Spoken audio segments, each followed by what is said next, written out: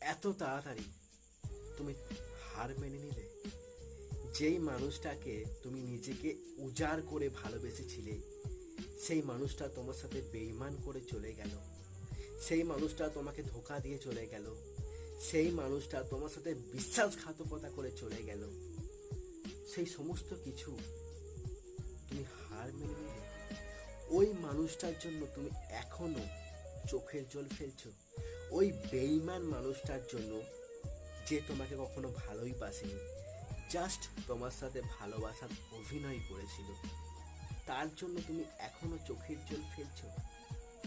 তুমি কি চাইছো যে তার ইগোটা আরো শক্ত হোক?